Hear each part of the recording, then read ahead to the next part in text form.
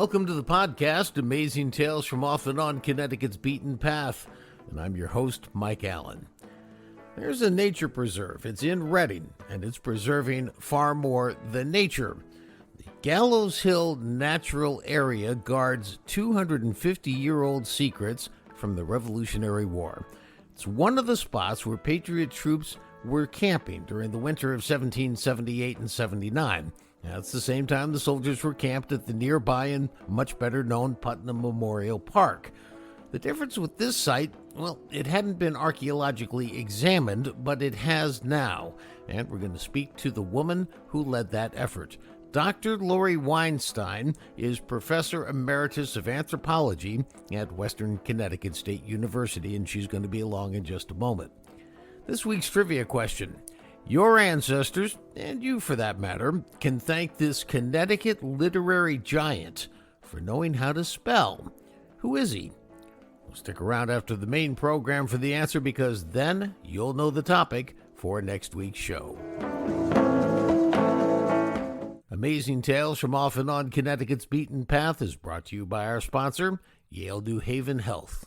Yale New Haven Hospital was the very first hospital in Connecticut. They opened their doors 200 years ago and later introduced the entire country to the use of penicillin and chemotherapy. Today, some of the brightest minds in medicine choose to work there, and it's the primary teaching hospital for the prestigious Yale School of Medicine. For more information, log on to ynhhs.org. That's ynhhs.org. In one of our past episodes, we took a detailed, deep dive look at the Valley Forge of Connecticut, as it's known, Reading's Putnam Park. Now, Putnam Park just happens to be Connecticut's first state park, and it was once the site of a major encampment of Revolutionary War soldiers during the winter of 1778 to 79. Now, those soldiers served for very low pay, and they had precious few provisions and supplies, including even shoes for their cold feet during that winter. Now, we know a lot about their encampment thanks in large part to a gentleman named Dan Cruson. He was one of the giants in local history in Western Connecticut until he passed away in 2021. Well, Dan had spent considerable time in archaeological digs at Putnam Park, and he uncovered artifacts and historical evidence related to the more than 2,000 Patriot soldiers who spent that winter in Reading. Now, what some people don't know is that Putnam Park was not the only location in Reading where the soldiers camped. It's just the best known one. There were two others. Now, Dan Cruson had pinpointed their locations in a map that he published in a book that he prepared on the encampments, and one of those two is near the West Reading train station. The other is in between the train station and Putnam Park, geographically speaking, on land now set aside as the Gallows Hill Natural Area. Now, it's called Gallows Hill because one of the soldiers camping that winter in Reading was hanged where the woods are now for desertion, and the second soldier, well, he was executed by a firing squad. In both cases, their bodies were laid in open coffins, and the remaining soldiers were forced to march by and look at their remains as a deterrent to any others who might be thinking of deserting. Well, up until about 20 years ago, not too much was known about the Gallows Hill site. No archaeological work formally had been done on this middle site. Well, enter Dr. Laurie Weinstein, Professor Emeritus of Anthropology at Western Connecticut State University in Danbury. Dr. Weinstein, a lot has been made of Putnam Park, and I think what a lot of people don't understand in the context of the winter that occurred there with the troops. We've talked about it before on this podcast that there were actually 3 encampments, but we haven't spent a lot of time on the other 2. One was by the West Reading train station, and the significance of what we're going to be talking about here today is the so-called middle encampment in between the train station and Putnam Park, and that's where you have been focused. Tell me, why are you focused on that one?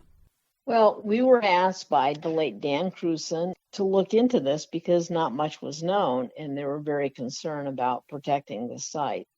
When I first walked the ground with a few students back in probably 2004, 2005, I saw at least 19 features. These are above ground remains of something that was there, human made, and not just rock walls. So I was very concerned about saving this site. but I wasn't quite sure. I'd never done a historic archaeology project like this. Certainly didn't have much background in the Revolutionary War. So I, started planning with the town of Reading because they co-owned the land, and also with the Nature Conservancy, they also owned it, to figure out a strategy. And we came up with a field school plan. And the first year in 2007, it was to basically take our students out, make them walk the whole property, and do a survey, a pedestrian survey, and plot where all the above ground features were. Well, suddenly 19 features morphed into probably over 100. So we got really excited by that. We did a little bit of limited testing and excavation because it was a field school and we wanted to teach our kids what to do, but we knew that we had to come back. And in archaeology, you have to make sure that you write up reports after each season about what it is you found, make sure the state archaeologist has this information on board. We went back there in 2009, 2011, and then finished in 2013. And the goal of our work was to make sure that this was nominated as an archaeological preserve, which means if you go on there, that land, and start digging stuff up, you go on with metal detectors, whatever it is you're doing that's not allowed, you could be arrested and fined. So we wanted to make sure we knew the site, that it was indeed part of these encampments that Washington set up. We found artifacts that were indicative of that. So we found chimney backings from setting up a camp. We found musket balls. We found a lot of nails that were from that period. We found rum bottles, what's remains of the rum bottles, because that's what they were drinking. And we found old oxen shoes because they used oxen to pull the wagons that brought the supplies. So we found a lot of stuff that would indicate, yes, indeed, this is in fact one of the encampments. Could you give me a sense of how this happens? Because I've never been on an archaeological dig. Do you dig something up every day? Is this maybe once a week, once a month? Are people excited and pouring champagne when you find something? How does this go? Is it kind of matter of fact or exciting?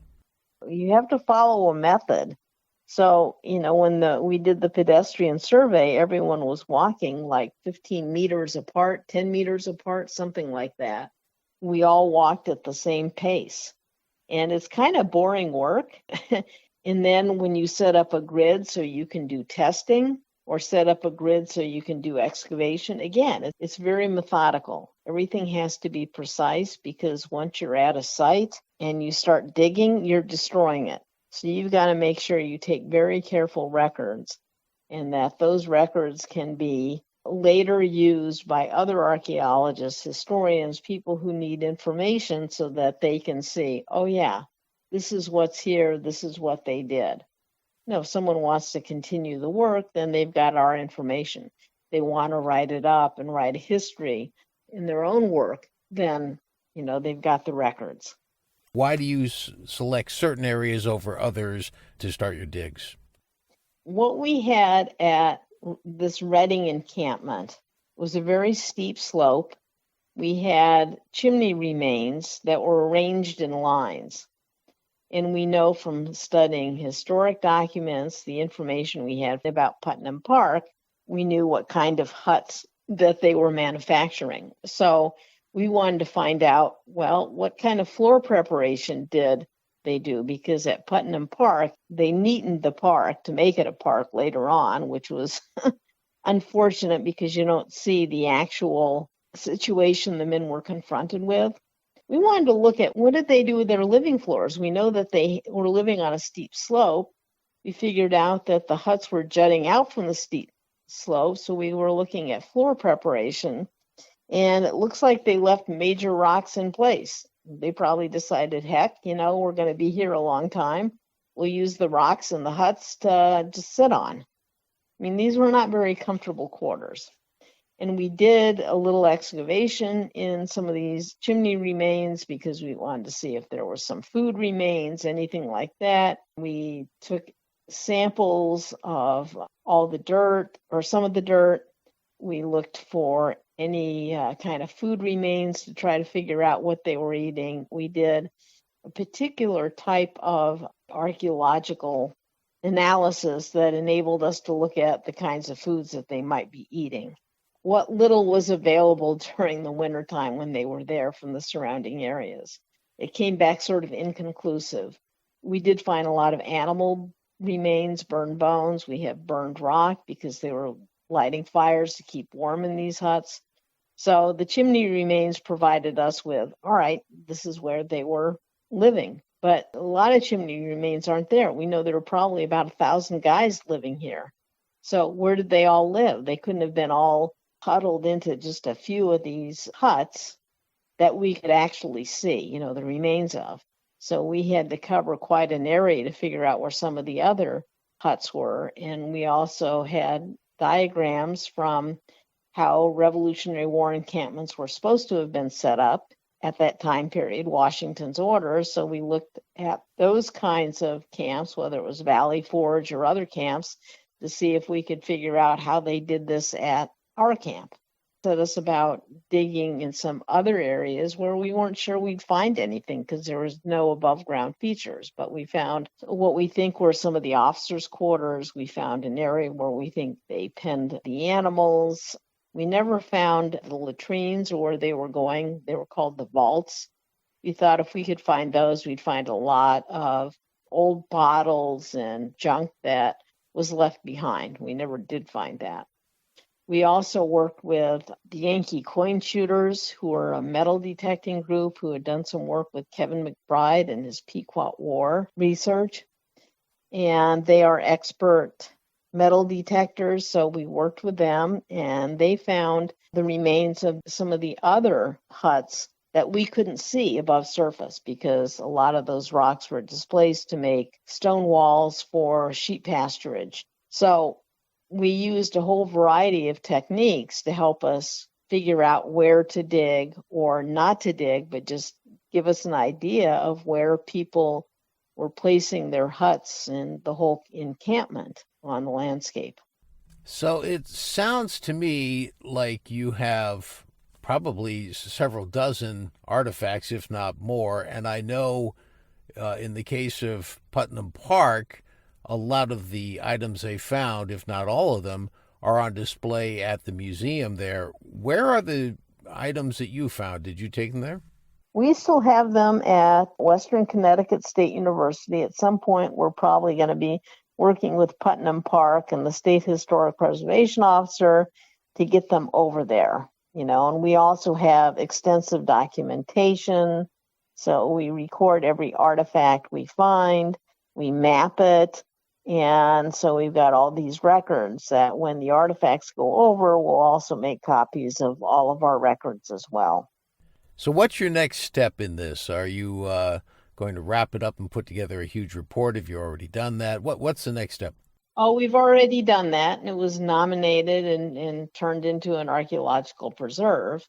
We also wrote a book that has our information. The book that I'm now doing, what I want people to know are the stories of some of the common people who were at this encampment. Even if they're not at this particular encampment, what I want people to know is that there were a lot of Native Americans and Black Americans and women who fought in this war. I want to say women fought because they were the ones that were taking care of the army, that were following along and doing the laundry and some of the cooking and all of that. So we're tracing some of those people that were there, and that will be ongoing.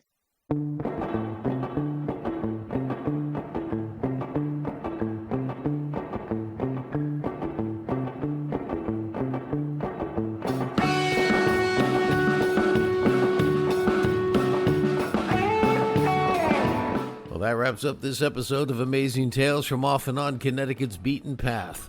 The trails in Gallows Hill Natural Area come with great names like Noose Hill, the Drummer, and the 5th Regiment. Perfect for reminding you of the surroundings you're walking through and what used to be there. Just leave that metal detector and shovel behind or face legal repercussions. I want to thank our guest for today's program, Dr. Laurie Weinstein, Professor Emeritus of Anthropology at Western Connecticut State University. And the answer to this week's trivia question? Well, the question was, your ancestors and you can thank this Connecticut literary giant for knowing how to spell. Who is he? The answer, of course, is Noah Webster, who was born in West Hartford and lived a good deal of his life in New Haven.